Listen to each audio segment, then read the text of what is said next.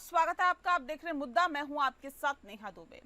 उत्तर प्रदेश में 2027 विधानसभा चुनाव से पहले युवाओं को अपने पाले में लाने की कोशिशें शुरू हो गई है। युवाओं के नाम पर सियासी जंग शुरू हो गई है और हर पार्टी खुद को युवाओं का रहनुमा बताने में जुटी हुई है। इस मुद्दे पर समाजवादी पार्टी और बीजेपी लगातार एक दूसरे पर हमलावर है। सपा अध्यक्ष अखिलेश यादव ने बीजेपी को युवा विरोधी पार्टी घोषित कर दिया है। अखिलेश यादव ने कहा है कि प्रदेश का युवा बेरोजगार है। भाजपा सरकार ने सभी विभागों की नौकरियों को आउटसोर्स करके नौजवानों की जिंदगी में अंधेरा ला दिया है।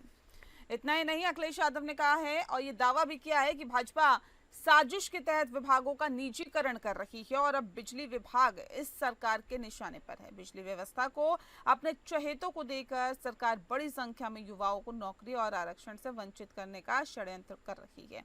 उन्होंने कहा कि 69,000 शिक्षक भर्ती में आरक्षण का मामला हो या मेडिकल और अन्य क्षेत्रों में, हर जगह युवा अपमानित किए जा रहे हैं। हक की मांग करने पर सरकार पुलिस से लाठीचार्ज कराकर युवाओं की आवाज दबा देती है। विभिन्न विभागों से में बड़ी तादाद में पद भरे जाने और इन दिशा में कुछ नहीं हो रहा है। बता दें कि उत्तर प्रदेश के मुख्यमंत्री योगी आदित्यनाथ की सरकार ने युवाओं को रोजगार के लिए नया प्लान बनाया है। जीरो पॉवर्टी अभियान के अंतर्गत योगी सरकार ने ऐसी योजना का खाका तैयार किया है जो न सिर्फ ट्रेनिंग देगी बल्कि युवाओं को कई बड़ी नामी कंपनियों में सीधे नौकरियों से भी जोड़ेगी।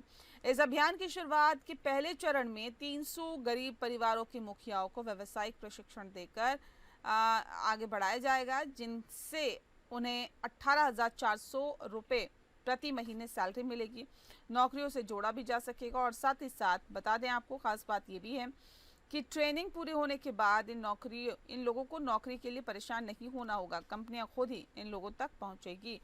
राज्य सरकार इन्हें सीधे टॉप कंपनियों में प्लेस कराएगी और साथ ही ये देश में पहली बार है जब कोई सरकार प्रत्यक्ष रूप से गरीबों को कॉर्पोरेट सेक्टर से जोड़ने जा रही है।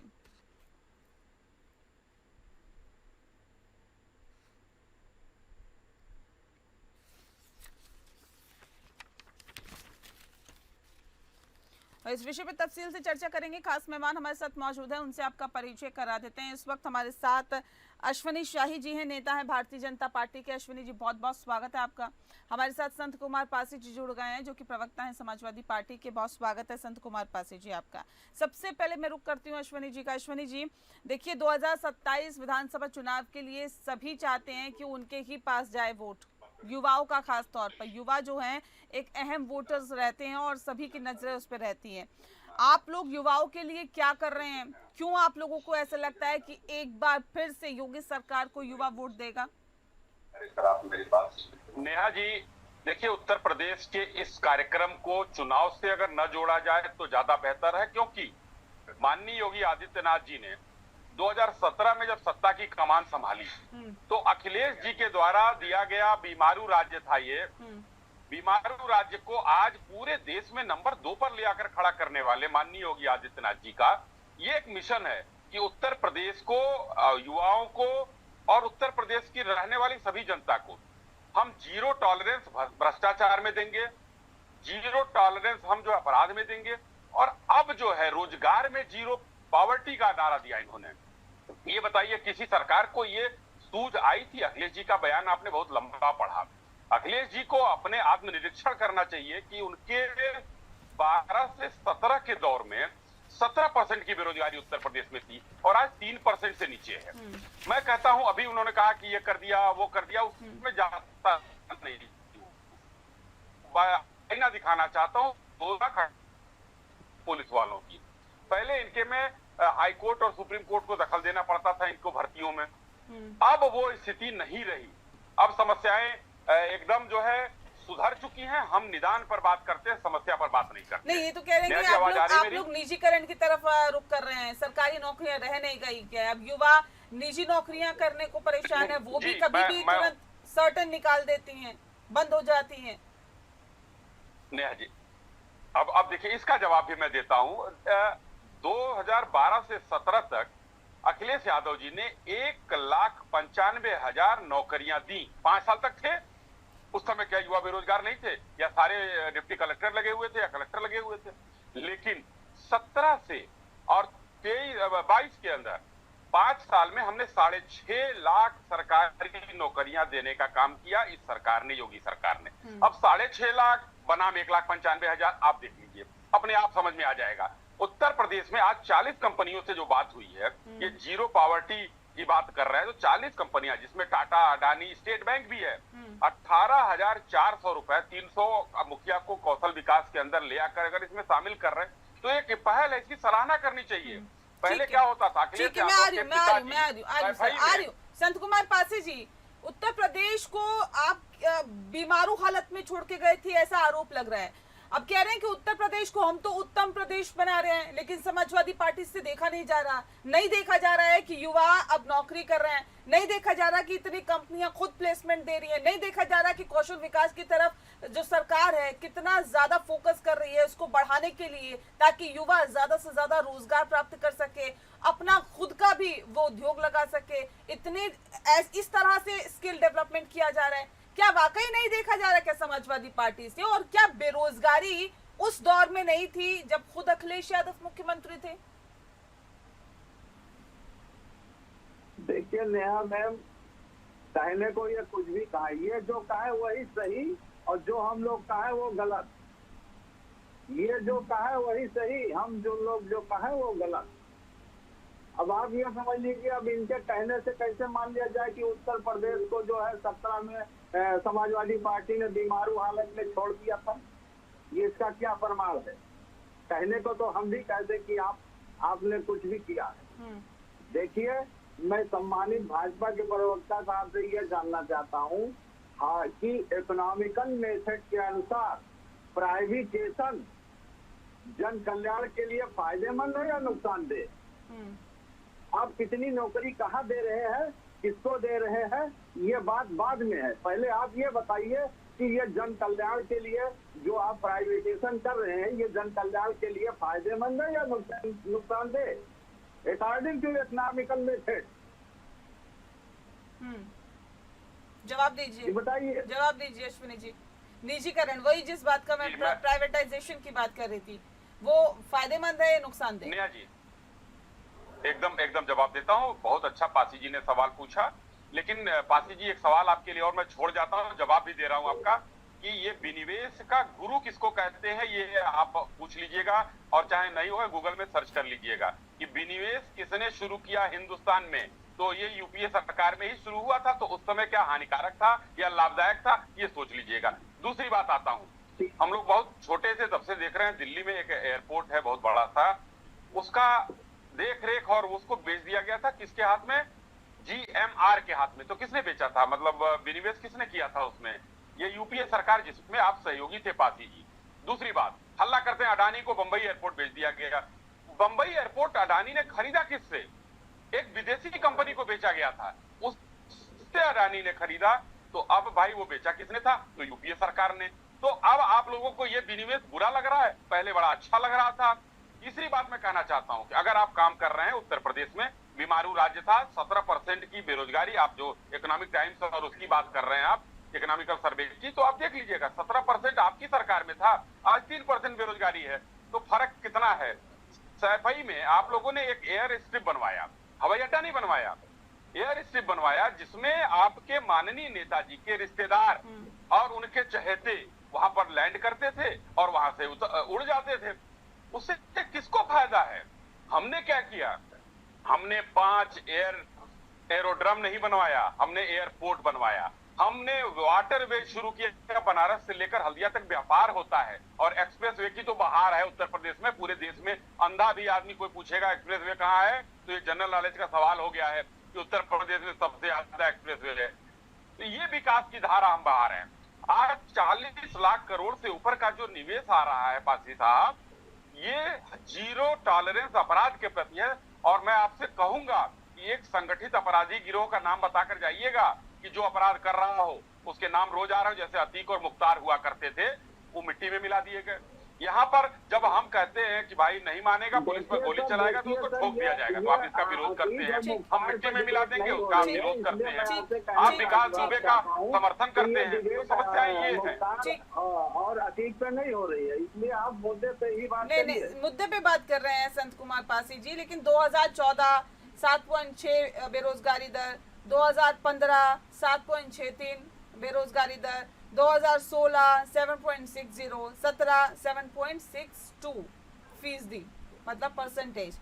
अब जब योगी सरकार आई, आज की स्थिति में बताती हूँ सर, 2024 में अभी जो स्थिति है 2023 में 4.17% गिरावट तो हुई है ना बेरोजगारी में, ये तो आप मानेंगे ना, ये तो आंकड़े ही बयां कर रहे हैं सर।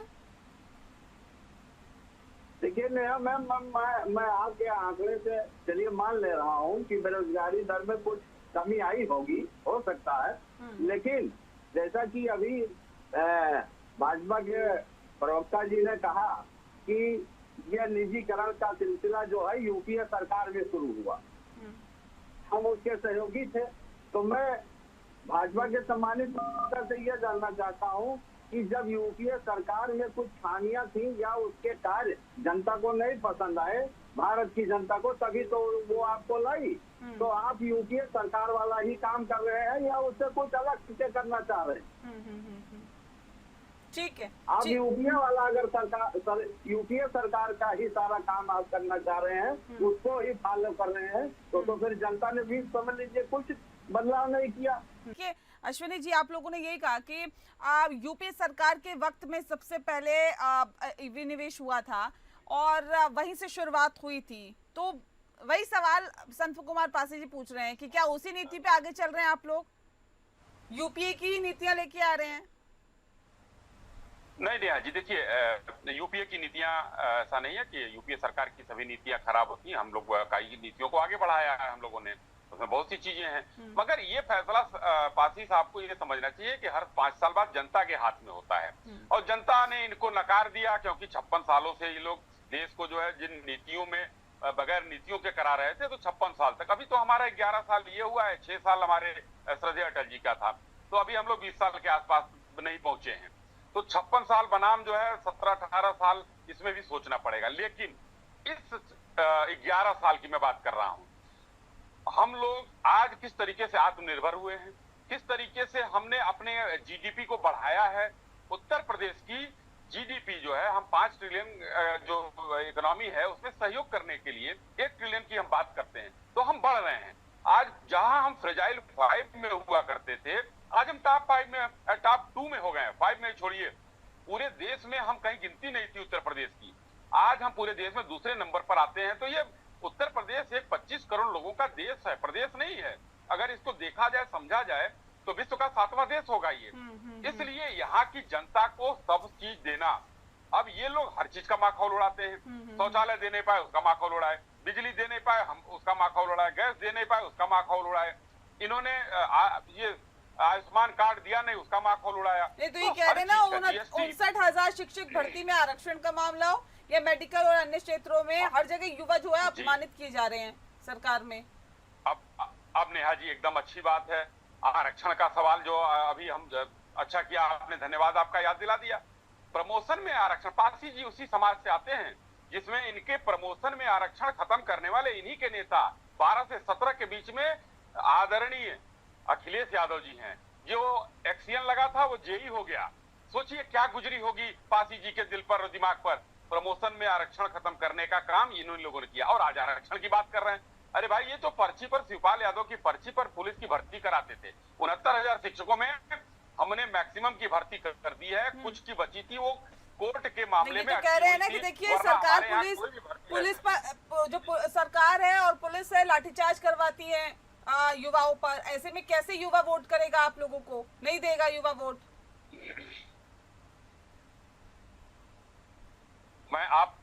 मैं आपको भेज दूंगा नेहा जी, आप दिखा दीजिएगा।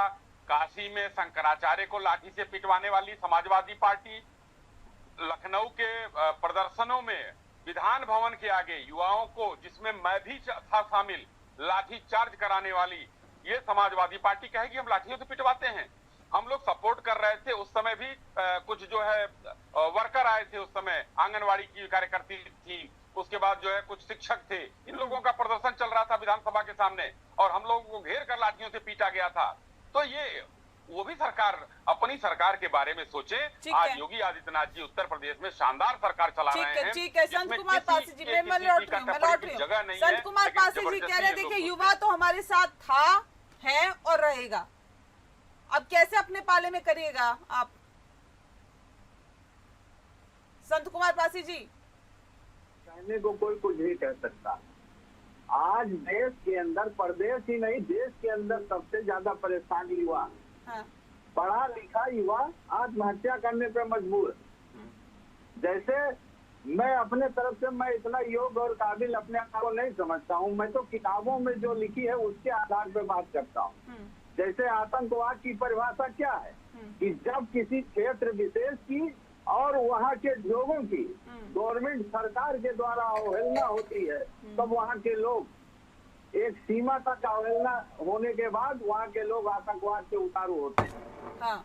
और फिर वो स्थिति धीरे धीरे इतनी भयावह हो जाती है कि फिर गवर्नमेंट सरकार उनको बहुत सी सुविधाएं देती है, लेकिन फिर भी वो जो है वहाँ से वापस लौटने के लिए। आपको ऐसा क्या लगता है किस स्थिति में जो है हालात बद से बदतर हो गए उत्तर प्रदेश में? ये बताइए ना। आपका वक्त भी था, अब ये योगी जी का वक्त आप देख रहे हैं। सवाल वही है कि ऐसा क्या हालात बहुत खराब हो गए? नेहा मैम देखिए, जब पढ़ा लिखा युवा बेरोजगार हो गए, वो तो मैंने बताया ना, आंकड़े तो बता रहे हैं कि बेहतर हुए है स्थिति, अगर बेरोजगारी दर। देश के सारे युवाओं को, अगर कोई भी गवर्नमेंट सरकार हो, अगर देश के सभी युवाओं को रोजी रोजगार मिले और वो जो है रोजी रोटी उनको अच्छे से मुहैया सरकार करावे, तो अपराध की कमी इससे आएगी। पुलिस लगाने से अपराध में कमी नहीं आएगी। नए नए कानून, कठोर कानून, जबकि हमारे संविधान में लिखा है, बहुत विद्वानों ने कहा कठोर कानूनों से अपराध रुकने वाले नहीं सर, ये सारा ज्ञान मुझे समझ नहीं आता। जब विपक्ष में होते हैं तभी क्यों आता है? ये तो आप सत्ता में थे सर, तब भी कर सकते थे, कानून को बेहतर कर सकते थे, मतलब कानून व्यवस्था को बेहतर कर सकते थे, रोजगार ज्यादा दिया जा सकता था, ज्यादा फैक्ट्रियां लगवाई जा सकती थी, ज्यादा लोगों को सशक्त बनाया जा सकता था। तब क्यों नहीं किया गया? तब क्राइम को कैसे नहीं कंट्रोल किया गया? देखिए मैम, हमारी सरकार जब थी तो हम 55 लाख लोगों को समाजवादी पेंशन दे रहे थे उत्तर प्रदेश के अंदर, और युवाओं को शिक्षा मित्र के रूप में रोजगार दिया गया। रोजगार देने के लिए सरकार, मैं तो बेरोजगारी दर बता रही हूँ ना, मैं तो आंकड़े बता रही हूँ सर। रोजगार देने के साधन को नेहा मैम ये सरकार बंद करती चली जा रही है। उसको और निकालने के बजाय, उन तरीकों को निकालने के बजाय ये बंद करती चली जा रही है योगी जी की सरकार। हमारी सरकार में ही तो शिक्षा मित्र की अब क्या करिएगा? आप विपक्ष है, मुख्य विपक्षी पार्टी हैं, क्या करिएगा बताइए? अब तो सरकार के विरोध में क्या करिएगा? सरकार के विरोध में हमारे जो कार्यक्रम चल रहे हैं करेंगे हम लोगों के। कौन से कार्यक्रम जा रहे हैं? पासी जी, कौन से कार्यक्रम चल रहे हैं? युवाओं को लेकर जा रहे हैं और बता रहे हैं कि भाई आप आकलन कीजिए कि ये सही कर रहे हैं या हमने सही किया था। हमारा कहना तो लोगों में, जनता में यही है कि वो आकलन करे कि हम सही थे या ये सही थे, उसके आधार पे वोट करे 2027 में। ठीक है, अश्विनी जी कुछ कहना हम किसी को गुमराह करके या बरगला करके हम किसी का वोट नहीं मांग रहे। ठीक है। मेरा युवाओं से यही कहना है कि वो आकलन करके, युवा समझदार है सर, पढ़ा लिखा युवा है, सब समझदार है, वो जानता है। आप लोगों का शासन भी देखा है, भारतीय जनता पार्टी का भी देख रहा है। युवा जो है वो अपनी सूझबूझ के साथ ही अपने मताधिकार का इस्तेमाल करेगा। अश्विनी जी जल्दी से अपनी बात रखिए, हम कार्यक्रम के आखिरी पड़ाव। जी बस एकदम, वन डिस्ट्रिक्ट इनकी योजनाएं थी, वन डिस्ट्रिक्ट वन माफिया। हमारी योजना है वन डिस्ट्रिक्ट वन प्रोडक्ट, और जो मील का पत्थर साबित हो रहा है उत्तर प्रदेश में। इनकी योजनाएं थी कि जो है आतंकवादियों के मुकदमे वापस लेने थे। हमारा था कि मुख्तार को और अतीक को जो है धरती में, मिट्टी में मिलाना था। तो ये अंतर, सतही अंतर साफ एकदम आ जाता है कि उनका था और हमारा कुछ जो है सोच हमारी थी। दूसरी बात, अब मैं सिर्फ ये आपको करना चाहता हूँ कि अगर 300 परिवार के मुखिया जिनके घर में कोई नौकरी नहीं कर रहा है, उनको 18,400 स्टेट बैंक में, अडानी में, रिलायंस में कहीं भी नौकरी मिलती है, 40 कंपनियों से सहमति आ गई है। तो क्या बुराई है? उनके आय का जरिया हुआ 18,400 उत्तर प्रदेश सरकार देने की सोच रही है। सोच रही है सर, मिलना चाहिए, सोच रही है अभी सरकार, एकदम वो मिलेगा, मिलना एकदम चाहिए, मिलेगा, लोगों जी। तक पहुंचना चाहिए ताकि उसका सीधा फायदा कार्यक्रम लोगों को चालू मिले, है। लाभान्वित हो सके लोग। बहरहाल वक्त की कमी है, बहुत शुक्रिया आप दोनों मेहमानों का हमारे साथ इस खास चर्चा में शामिल होने के लिए। मुद्दा में फिलहाल के लिए इतना ही, मुझे दीजिए इजाजत, नमस्कार।